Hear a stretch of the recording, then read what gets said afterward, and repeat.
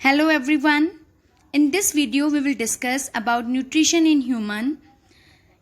In human nutrition also Holozoic nutrition is present, which involves 5 chemical steps like ingestion, digestion, absorption, assimilation and egestion, which we will understand by human digestive system. Human digestive system or alimentary canal is a long tube with muscular and glandular organ.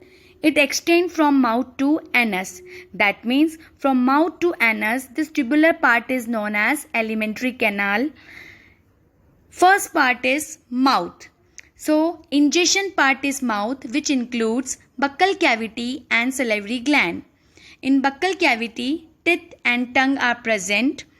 Teeth bring out mastification of food so as to produce small food particles of small texture, and tongue rolls the food and help to mix the food with saliva. But the salivary gland or the sublingual gland, which secretes saliva, which have 3 main juices like mucus, lysoenzymes and salivary amylase, which plays different important role. First, mucus. It mixes the food with saliva and make it easy for swallowing. Second, lysoenzymes, which kills the bacteria in food. Third, salivary amylase, which converts starch into maltose. Now, the food from the mouth, it passes to the pharynx. So, the second part of alimentary canal is pharynx, which is a small canal which serves as a passage for food from buccal cavity to esophagus. That means in pharynx, digestion do not takes place, but pharynx only a passage from food from buccal cavity to esophagus. And this pharynx only is a common passage for food and air. Now, from the pharynx, food passes to the third part, esophagus. Esophagus is a smooth muscle part which perform peristaltic movement. Now, the question is, what is the meaning of peristaltic movement? Due to the rhythmic contraction and relaxation in the muscles, the food moves forward. This movement is called peristaltic movement. This peristaltic movement prevents the backward flow of food. Now, from the esophagus, food passes to the stomach. The stomach is a large J-shaped organ and the food remains maximum hours in the stomach, nearby 3 to 4 hours. The wall of the stomach undergoes periodic contraction and relaxation that food gets mixed thoroughly with gastric juices. The stomach walls are called gastric wall, and this gastric wall secretes gastric juices, which includes mucus, hydrochloric acid and pepsin. First, mucus. It protects inner surface of the stomach from the action of hydrochloric acid. Second, hydrochloric acid. It performs 2 main functions, which is kills bacteria and provide acidic medium for the action of pepsin. That means the pepsin needs acidic medium for action, and this acidic medium is providing by hydrochloric acid. Third is pepsin, which helps in protein digestion. So it converts protein into peptone. So we can say here the protein digestion begins, but here only half digestion takes place. Now, food from the stomach, it enters to the small intestine.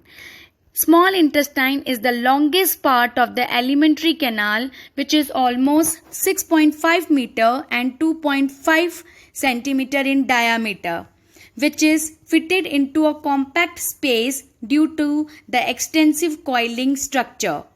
This small intestine have 3 main parts: duodenum, jejunum and ileum.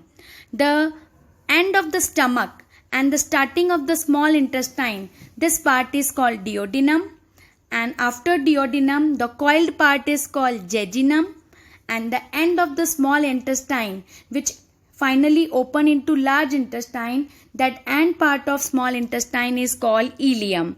So there are 3 main parts: duodenum, jejunum and ileum.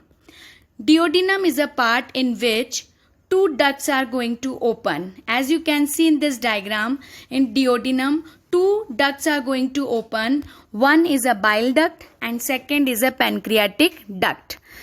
Bile duct secrete bile juices, and this bile juices includes bile salt and bile pigment. Now bile salt helps in emulsification and bile pigment helps to provide alkaline medium for pancreatic enzymes. Now, what is the function of pancreatic juices? Pancreas secrete pancreatic juices, which includes trypsin, lipase and pancreatic amylase. The work which was started in the stomach, it will complete in the small intestine. Which work? Protein digestion. So, in stomach, pepsin only half digests the protein, but the pancreas, trypsin will complete digest the protein. It convert peptone to peptide. So that means we can say that complete protein digestion takes place in small intestine. Second, lipase, which converts the digested fat into fatty acid and glycerol. Now third, pancreatic amylase, which converts starch into maltose. So we can say there are three main products will be obtained in small intestine. First, the complete digestion of protein, which converts into amino acid. Second, complete digestion of carbohydrate, which convert into glucose. Complete digestion of fat, which converts into fatty acid and glycerol. Here I use one term, emulsification. So let's discuss what is the meaning of emulsification. When the big fat globules converts into small fat droplets or small fat granules, this process is called emulsification. And this emulsification takes place by the help of bile salt. Next is villi. In small intestine, the inner lining of the small intestine has some numerous finger-like projections which are called villi, which increase the surface area for absorption. These villi are richly supplied with the blood vessels which take the absorbed food to each and every cell of the body, where it is utilized for obtaining energy, building up new tissues and repair for all tissues. So in summary, the important thing that this villi increase the surface area for absorption.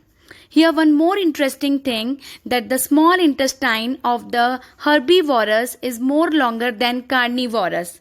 What is the reason? Because in herbivorous have long small intestine to allow the cellulose of grass to be digested.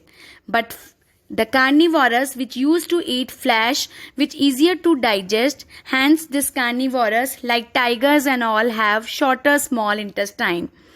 Now finally the food from the small intestine, it passes to the large intestine. This large intestine also includes three main parts: cecum, colon and rectum. The end of the rectum part is called anus. The end of the rectum part is called anus, and on the anus, anal sphincter is present. Now, in large intestine only, the absorption of water from the undigested food is taking place. So that means in large intestine only water absorption takes place. So here we can see that ingestion, digestion and now finally absorption also takes place.